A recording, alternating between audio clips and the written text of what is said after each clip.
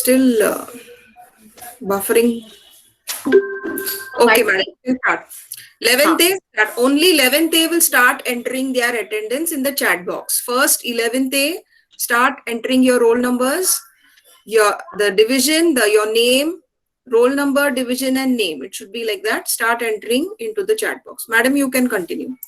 Okay, so let's begin with the eukaryotic cell, its structure and organelles included in it.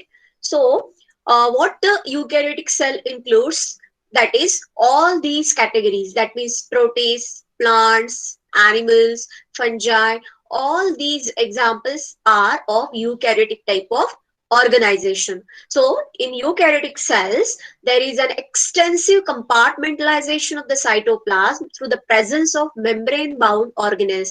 You remember that that is the special feature of eukaryotic cells, that membrane-bound organelles are present, and because of that, separate compartments are seen in the cell. Means like a compartment, all these organelles are seen because of their double membrane or membrane-bound structure. Now, these are some of the examples of protists like Paramecium, Euglena, then plants, different all types of plants, animals, fungi. These are just few examples shown here. Now, what makes the cell eukaryotic? Just now, as I told, that is the compartmentalization or membrane-bound organelles are present in the cell. One more feature which is considered to be specific in case of eukaryotic cells is the genetic material is organized in the form of chromosomes. So, chromosomes are present in eukaryotes. Then step by step, we will discuss all the parts or the organelles. Now, cell wall is present, and as you know, last time also we discussed that first of all, Robert Koch observed it in cork tissue, and which tree? That is oak tree. And as you know that first of all, Antony von Leeuwenhoek first observed through the microscope, and then he came to know that cell wall compartments like structures are present, and that cell that shows the cell wall helps in the interaction between the neighboring cells, as well as it acts as a barrier to undesirable macromolecules. So first, just number one you mentioned as cell wall, that is considered to be the outermost layer. As in prokaryotes we discussed all the three parts of the cell wall. If you remember, revise it, and then you compare it with the eukaryotic type of cell wall also. So the function is little bit similar, but the structure is little bit different. So cell wall in case of eukaryotic cells helps in cell to cell interaction, that means the cell interacts with the neighboring cell. Then one more thing, that it acts as a barrier to undesirable macromolecules. Barrier means unwanted, undesirable micromolecules or macromolecules, especially macromolecules. That means the molecules which are larger in size, they are considered to be macromolecules. They are not allowed to enter. So this is specific feature. Now, in case of plant cells, as you know that in eukaryotes, plants and animals, they are included, and everybody knows, you have learned in previous standards that plant cell has cell wall, but animal cell do not show the presence of cell wall as such. Okay, plant cell possess cell wall, plastids, and large central vacuole, that is a specific feature of plant cell. Whereas in case of animal cells, cell wall, plastids, and large central vacuoles are absent. But what is present in animal cell is specific feature, that is centrioles are present in almost all type of animal cells. Now in detail again we will discuss as and when these all organelles come one by one. Now, inside the cell wall, what is present is the cell membrane. So, what is the function of cell wall before we come to cell membrane? It is protective in function, then it gives shape to the cell, and it acts as a barrier for undesirable macromolecules. Okay, and also it interacts with the neighboring cell. So what are the functions? You remember, cell wall, it is protective in function, then it is responsible for the shape of the cell, as we discussed in the previous part also, that in case of prokaryotes. Then the third is it works as a barrier for undesirable macromolecules, whichever the molecules are not useful, it works as a barrier. And also it works as a interactive material or interactive part with the neighboring cell. So these are the functions. Now, inside which what is present is cell membrane. Now we are going to study detailed structure of cell membrane. So the detailed structure of cell membrane was studied only after the advent of electron microscope in 1950s. And the chemical studies on the cell membrane, especially in human RBCs, enabled the scientists to deduce the possible structure of plasma membrane. Now this is there in your textbook also. The same structure is shown here. What it shows in case of cell membrane, that it is made up of lipids, that means bilayer. It is composed of lipids bilayer, that means bi means two layers. So two layers of lipids are present, and along with the lipids what is present is protein. And what type of lipids are these? Generally these are phospholipids. These are phospholipids. And how they are arranged? Specific arrangement is seen. Very simplest form is shown here. The similar, little bit different but similar type of structure is there in the textbook also. If you see this is the rounded spherical part, and these two uh, tail-like structures, this rounded spherical part is called head, and these two parts they are called as tails. Okay, so this is a single lipid. So this is one layer of lipid, and this is the another layer of lipid. And in between, if you see this purple colored structure which you can see in the diagram, that is the protein. Now, so plasma membrane, first of all, was explained by the two scientists, that is named as Singer and Nicholson in 1972. First of all, they proposed this model of plasma membrane, and this model is called as fluid mosaic model. So what is that it contains? It contains, plasma membrane is made up of phospholipid bilayer. Lipid along with the phosphorus, that is called as phospholipid.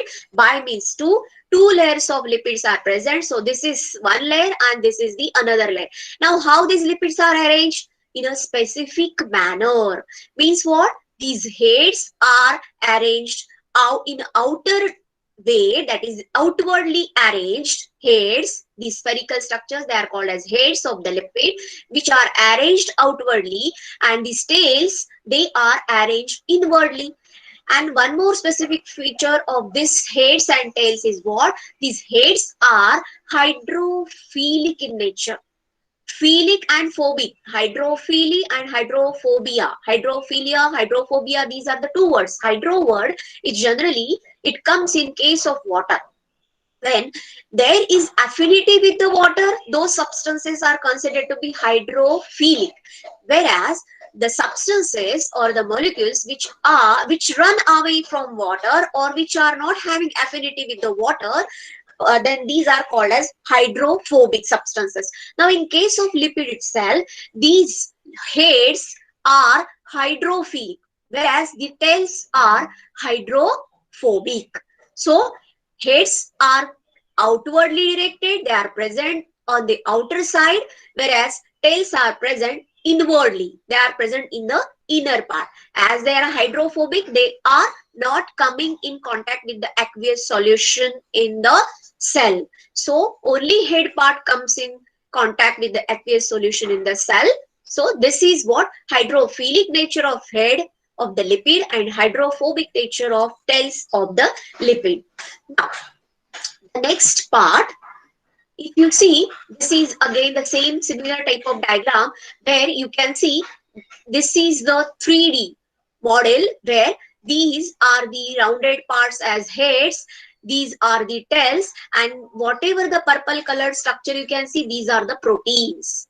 Okay, Here, all these are proteins. These all, whatever the structure you can see here in between the phospholipid bilayer, they are called as proteins.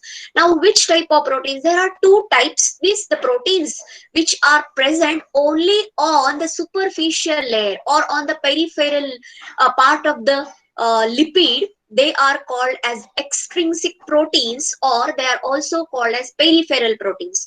Whereas where the proteins are present all over the bilayer, inside the bilayer, means in between the bilayer of the lipids, then they are called as intrinsic proteins. Okay, so there are two types, two categories called as per their arrangement in the phospholipid bilayer.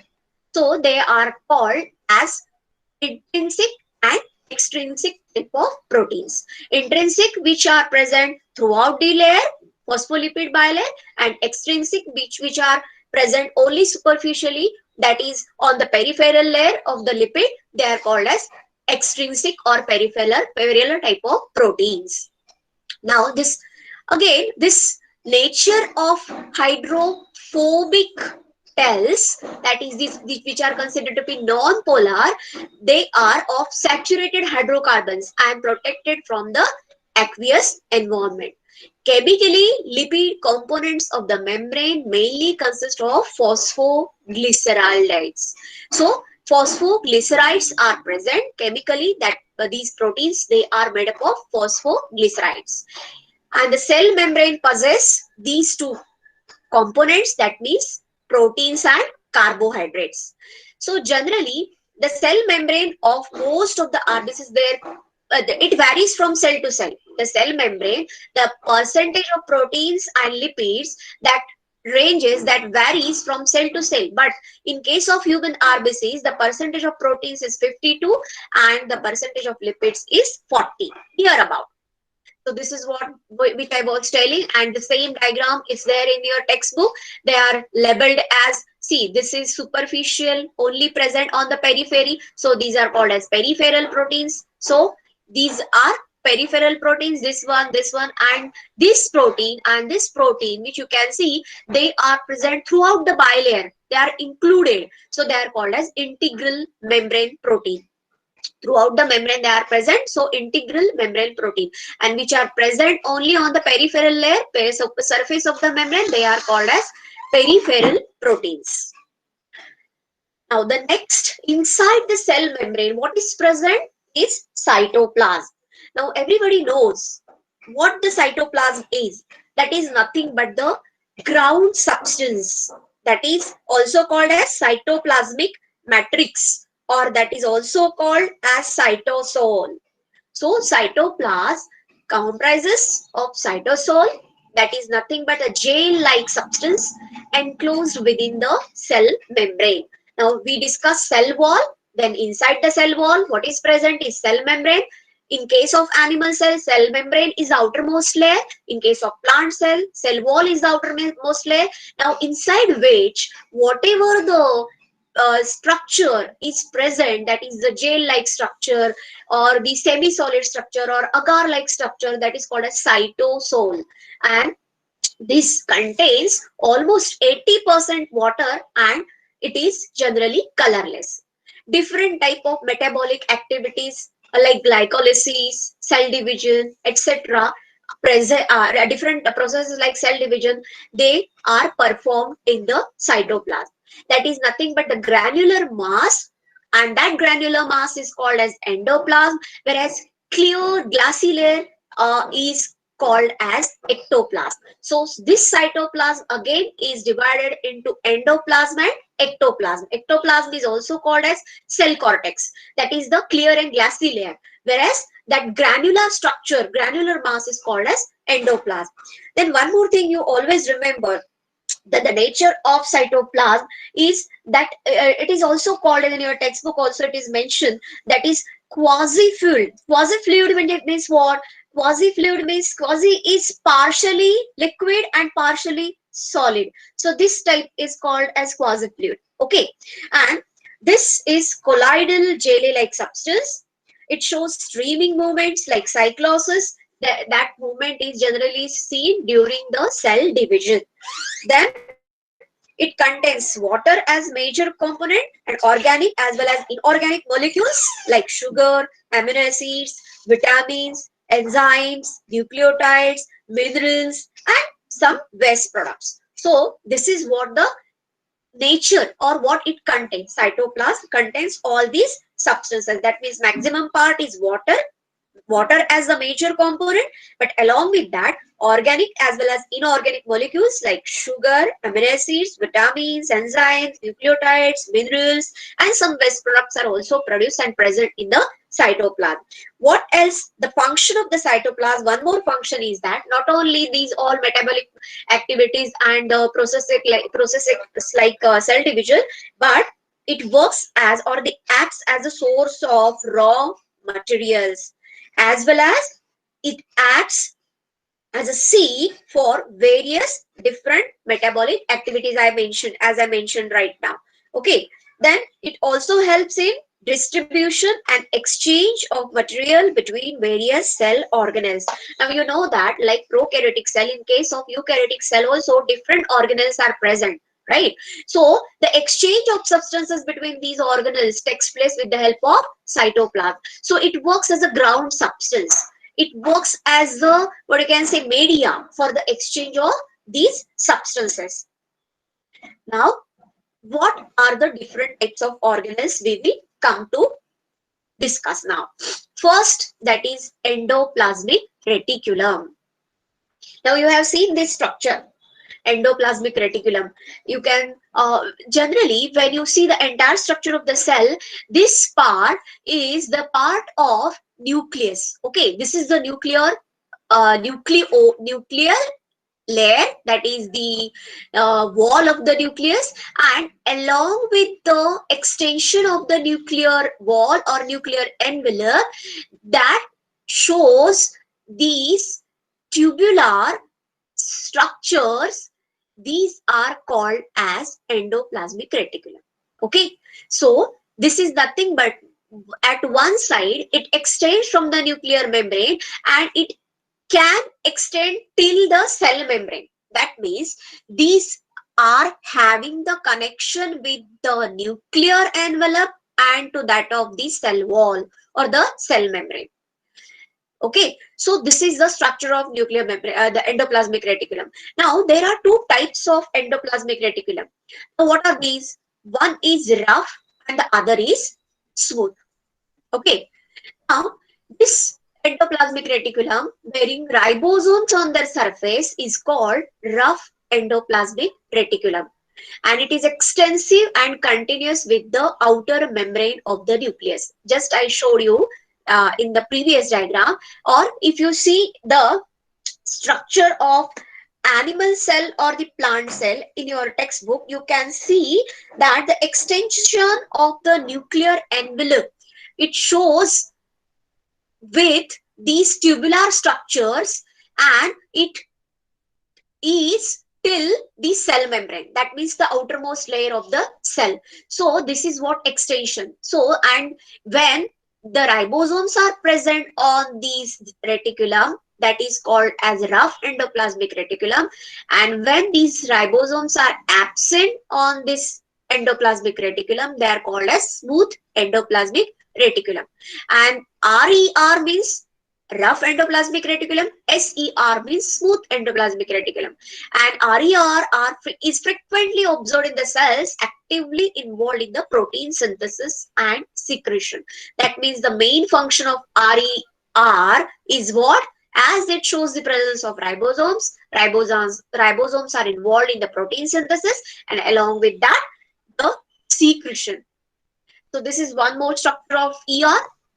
Then smooth ER is involved in the different functions like synthesis of lipids.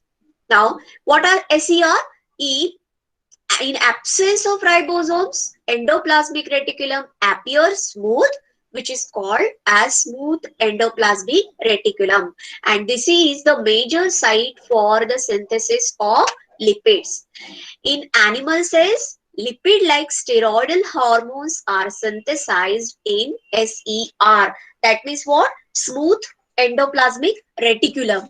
And along with that, that smooth endoplasmic reticulum, if you have, everybody is having the textbook with you, you can underline in case of in textbook that the under endoplasmic reticulum, last paragraph you come here, so that these are all the functions of endoplasmic reticulum. In case of in textbook, last paragraph on page number 48, you can see that last two paragraphs are meant for its structure and function of endoplasmic reticulum. So, smooth endoplasmic reticulum is involved in various processes in different cells. So, depending on cell type, it helps in synthesis of lipids. For example, steroid secreting cells of cortical region of adrenal gland, testes, and ovaries. These are all steroids. Then second function, so first is what? Secretion. First is what? Synthesis of lipids, right? So synthesis of lipids. Then second, detoxification of drugs and poisons. Where it is involved in case of liver cells. It functions in liver cells. And the third, storage of calcium as ions in case of muscle cells. In case of muscle cells, what is the role of smooth endoplasmic reticulum? That they store, secrete and store calcium ions. They store calcium ions in muscle cells so that they give strength to the muscle cells, right? Whereas whatever poisons are produced, detoxification is done in case of liver cells with the help of SER. Whereas synthesis of lipids, so synthesis and these, along with the synthesis of lipids, these two more important functions, that is detoxification and storage of calcium ions, that is also done by SER. Remember, so what are the functions of ER? RER is mainly involved in the protein synthesis as well as along with that secretion, whereas SER is involved in the synthesis of lipids, then in the synthesis of not only lipids, that means these lipid-like steroidal hormones, then in the detoxification, very important thing, that is detoxification in case of liver cells, it is very important. Then the third, that is storage of calcium ions. So these are the different functions of SER. Underline all these, and along with that, one more thing you will be doing, as I told last time, that you will be writing these all organelles along with the functions after we finish the discussion, today's discussion. Okay, now this is the structure of SER, where you can see only tubular structures without any ribosomes on it. So it is smooth in appearance. So that is called as smooth endoplasmic reticulum. Now we'll come to the next organelle present in the cytoplasm of eukaryotic cell, and that is Golgi apparatus. This is also called... Yes, ma'am. I just take 2 minutes of yours. Yeah. Many people have entered after 10:20. Okay. Students, can you hear me? So many of you are entering after 10:20, 25. Just one has entered just now at 10:30. Make it a habit that from tomorrow onwards, any lecture for that matter, you will enter your link. You will open the link and enter at 9:45 to 10 in this 15 minutes. Just now you are entering at 10:30. Half the lecture is over. Do you think you will be able to understand anything? As it is, 11th standard, we are starting very late. Portion is a little heavier than the previous. So listen to what I'm saying. You should start entering 9:45 to 10 in this 15 minutes. Okay, don't be late. And many of you have still not entered your attendance. I can see your names here, but you have not entered your roll numbers in the chat box. Please, whoever is left to write their attendance, do so immediately. Madam, you can continue. Okay. Now, The next organelle is Golgi apparatus, that is also called as Golgi complex or Golgi body. So various terms are used for explaining this structure, this organelle, and the main function of this is considered to be packaging and transporting unit of the cell. Now, in short, I'll just tell you what exactly it means when we will discuss the structure. Okay, these are nothing but small flat disc-like structures which are present, which are kept like one above the other. We'll see, come to this model now. So this Golgi apparatus consists of many flat disc-shaped sacs, or these are also called as cisternae. Cisterna, singular, cisternae is the plural, which are of 0.5 micrometer to 1 micrometer in diameter, and these are stacked parallel to each other. So how it looks is the structure in your textbook, the same structure is seen. So varied number of cisternae are present in Golgi complex. You can see these are the flat sac-like or disc-shaped structures which are present, which are running parallel, or which looks like a stack of these discs kept one above the other. And along with that, if you see the end part of these disc-shaped structures, it is little bit bulging, and from there you can see here small vesicles, they are present. So these plate-like, disc-like, flat structures, they are called as cisternae, and these are the vacuoles present in between. And this cisternae is having two faces. One face is called as cis phase or receiving phase or forming phase, whereas this is what called as, whereas the opposite phase, that is called as trans. In your textbook also the same thing is shown, that is the phase which is receiving side of the Golgi apparatus is called as cis phase here in your textbook. Here opposite side is shown, here little bit in the another manner it is shown, but the same, that is this part, if it is receiving, that is called as cis phase, whereas the opposite phase is called as trans phase. Okay, here is shown as trans phase, that is the opposite side, and this is the receiving phase, that is the cis phase. So cis and trans, these are the two phases. Trans is opposite, cis is the receiving side of the Golgi complex. So the Golgi cisternae are concentrically arranged near the nucleus with distinct convex cis or forming phase and concave trans or maturing phase. This trans phase is also called as maturing phase. Now, why this is called as maturing phase, I'll tell you in the next.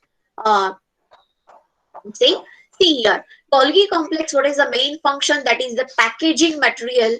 It is considered to be intracellular as well as secreting outside the cell, within the cell and outside the cell. So secretion within the cell and outside the cell. And how it works, that material to be packaged in the form of vesicles from ER fuse with the cis phase of the Golgi apparatus and move towards the maturing phase. Now, if you understand this structure in this, I will explain in this diagram that these are the vesicles. In the previous diagram also you saw in the textbook, you can see that these vesicles which come in contact with the cis phase, the material which is carried from the vesicles from the ER, try to understand, ER just now we discussed. ER is what? Endoplasmic reticulum. That also shows the presence of vesicles it produces. These vesicles, they come in contact with the forming phase or receiving side of this, that is the cis phase of the cisternae, and that material is carried and they come in contact with this receiving phase, and there then in the next phase, when they come in contact with the receiving phase of the Golgi complex or these plates or the cisternae of the Golgi complex, the material exchanged from the vesicle and then new form is produced in the that particular vesicle, and it comes in the maturing side, that is the trans side. So where it is totally new form, that means suppose the protein which is produced in case of ER, that is RER, which is showing the presence of ribosomes on it, which is responsible for the synthesis of proteins. So the vesicles carrying that particular protein, when come in contact with the forming or receiving phase of the cisternae, there they come in contact with the cisternae, cis side of the cisternae, and then the new form of protein is produced, manufactured, and then it comes to the transphase of the cisternae of the Golgi complex, and that is why this is called as manufacturing phase. Okay, maturing phase is after the forming, when the ER comes in contact with the cis phase of cisternae, the material gets transported, transformed, it gets the new form and comes in the trans phase, that is the maturing phase. So this is what the meaning. If you try to understand, the materials to be packaged in the form of vesicles from ER fuse with the cis phase of the Golgi apparatus and move towards the maturing phase of the cisternae itself, and then they are released, then is transported. So what is the role of Golgi complex? Little bit difficult to understand, but try to understand that ER and GC are very close to each other. If you see the entire structure of the cell, then you will come to know that near the nucleus, the nuclear envelope in its extension forms the ER, and very close to ER are present GC, that means Golgi complex or Golgi bodies. So whatever the vesicles come from ER come in contact with the GC, that means the cisternae of Golgi complex, there whatever the form of protein is present in vesicles of ER, when come in contact with the cis phase of the cisternae, their form gets changed, and then they are transported to the, they come to the maturing phase of the cisternae, that is the trans phase, and totally new form is produced. So that is also, it is why, that's why called as manufacturing and packaging, and then this packaged substance whatever is produced, then it is transported. So that's why GC, that is the Golgi complex, is considered to be the packaging and transporting unit of the cell. Try to understand, though you don't understand right now, as and when you go on reading, then you will understand it better. So this explains why Golgi apparatus remain in close association with ER, that is endoplasmic reticulum. Again, this is the explanation. Proteins are synthesized by ribosomes on endoplasmic reticulum. Proteins are further modified in the cisternae of Golgi apparatus before they are released from its trans phase. Just I told you, first these ER vesicles come in contact with the cis phase of cisternae of Golgi complex. Then there they are modified, these proteins are modified, and then they are released to the trans phase of the cisternae. So in plants, Golgi apparatus is involved in the synthesis of cell wall materials, as well as plays a role in the formation of cell plate during cell division. Right now you just remember that it is involved in the cell plate formation during cell division and cell wall synthesis in plant cells. So though you don't understand in detail, just remember the function. You will understand better.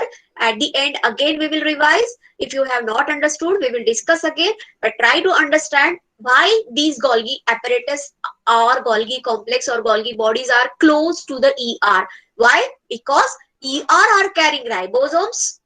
So proteins are synthesized in the ribosomes, and these ribosomes in the form of vesicles, when come in contact with GC, they are there modified and then released in the cell. So this is what, well, that's why called as packaging and transporting, or manufacturing, packaging and transporting unit. GC as manufacturing and transporting unit. So the Golgi apparatus is an important site of formation of glycoproteins and glycolipids. This is the simpler structure of Golgi complex.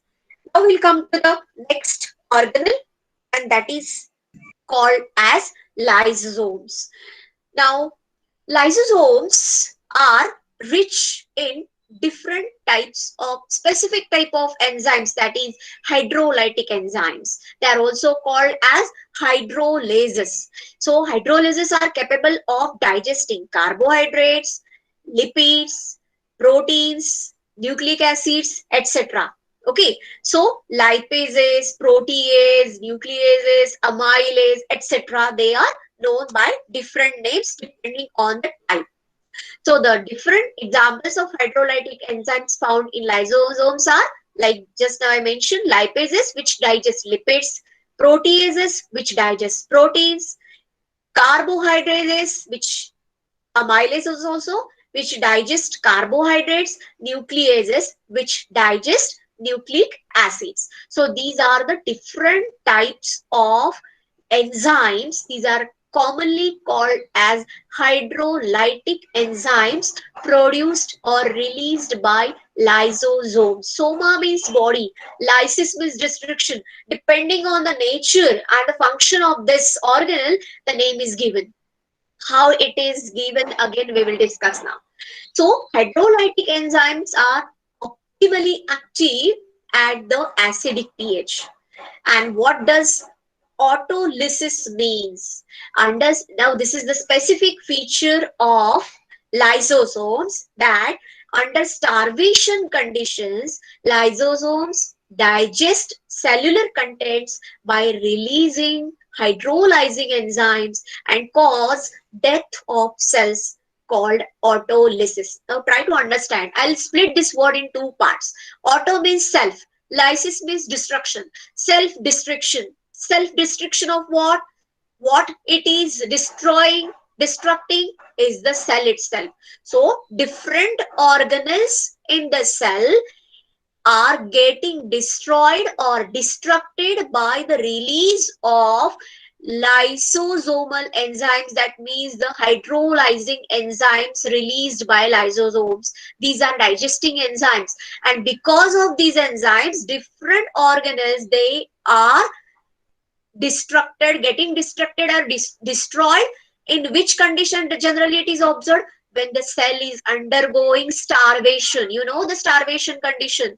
That means that when the cell is not getting food, when it is undergoing starvation condition, in that case lysosomes itself release these hydrolytic enzymes and destroy the organelles in it. So this is what called as autolysis. Try to understand.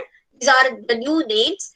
Now there are three pathways leading to lysosomes. What are these? First is phagocytosis, second is endocytosis, and the third is autophagy. Now all the words are little bit different. Try to understand. Okay, phagocytosis. Okay, phagocytosis is the term generally when any foreign substance come in the cell.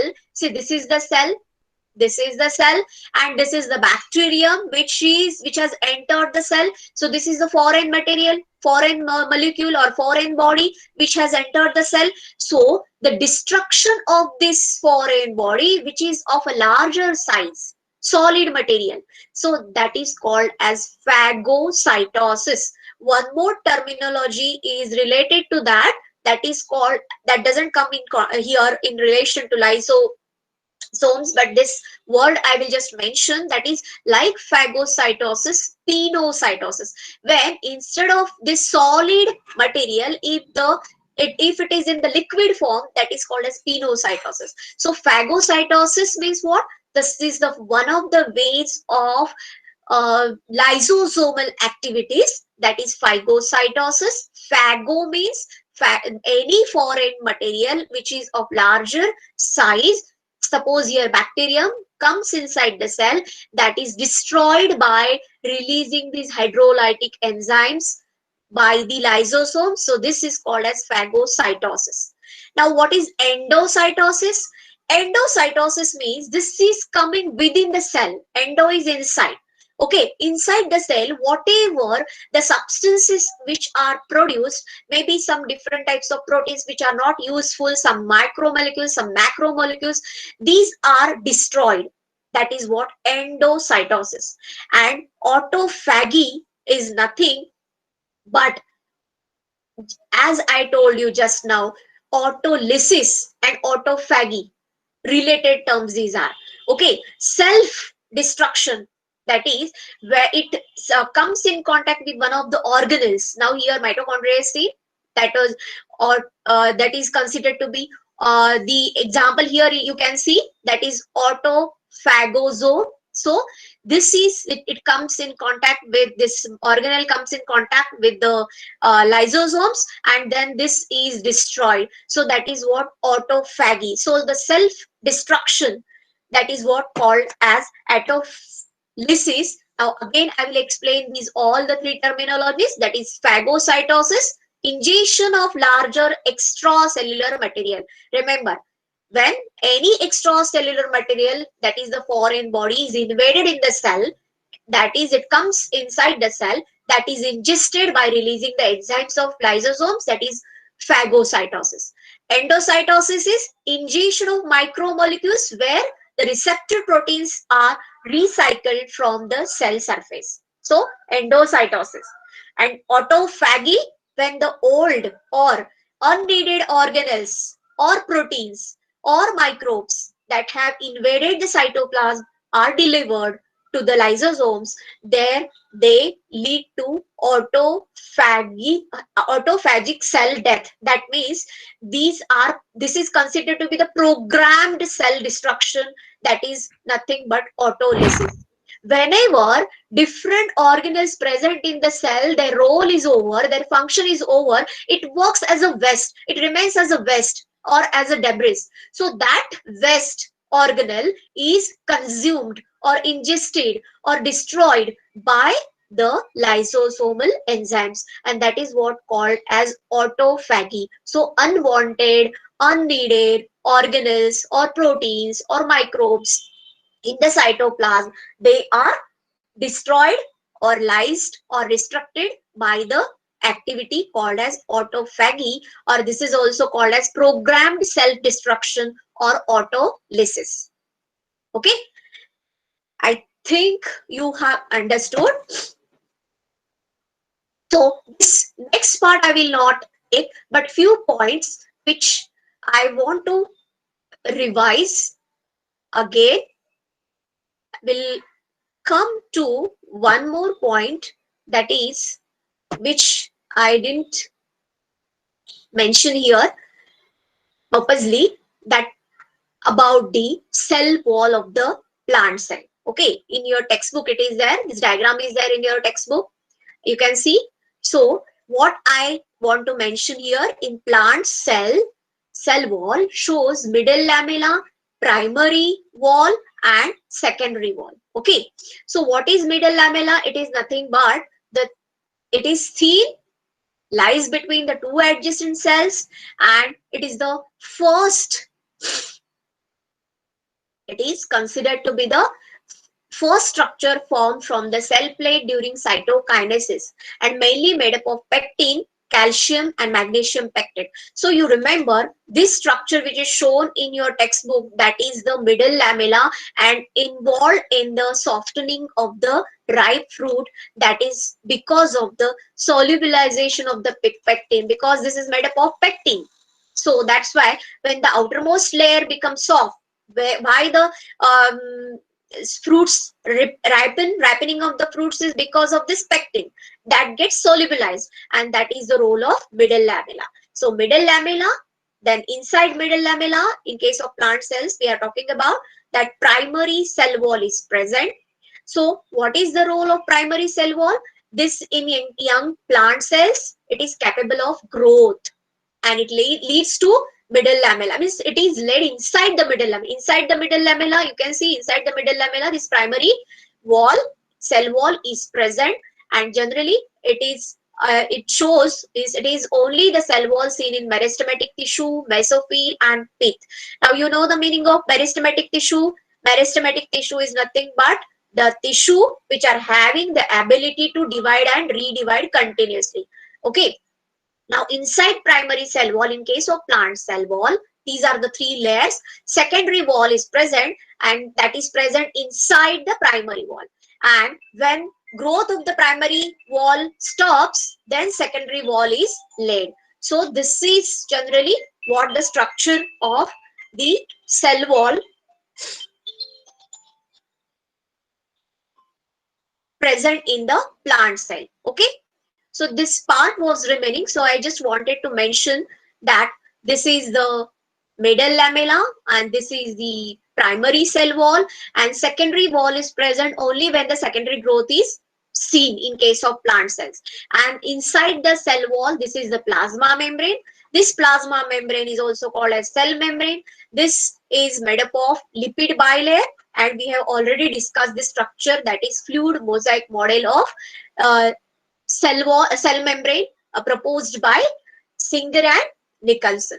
So this is what I wanted to mention. Then one more thing, just in case of the cell membrane only, just I want to mention one more thing, that is about the uh, function here.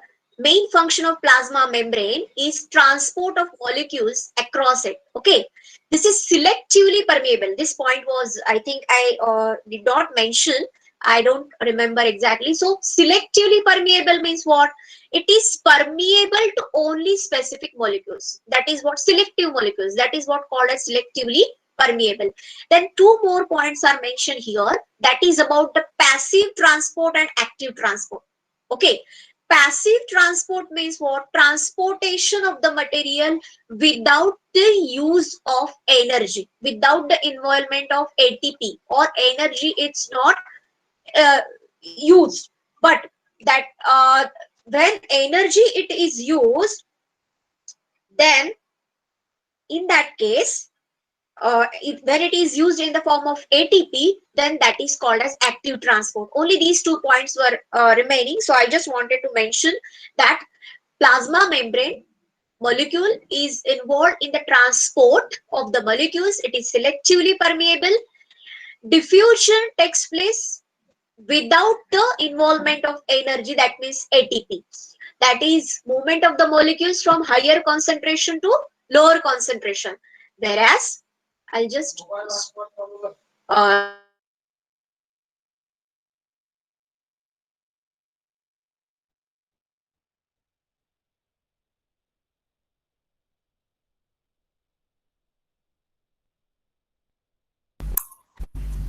Hello, madam. Can't hear you. Kotwal, madam. Students, please wait. Can you hear me? Yes, One of you ma'am. unmute. Yes, ma'am. Please wait. Yes,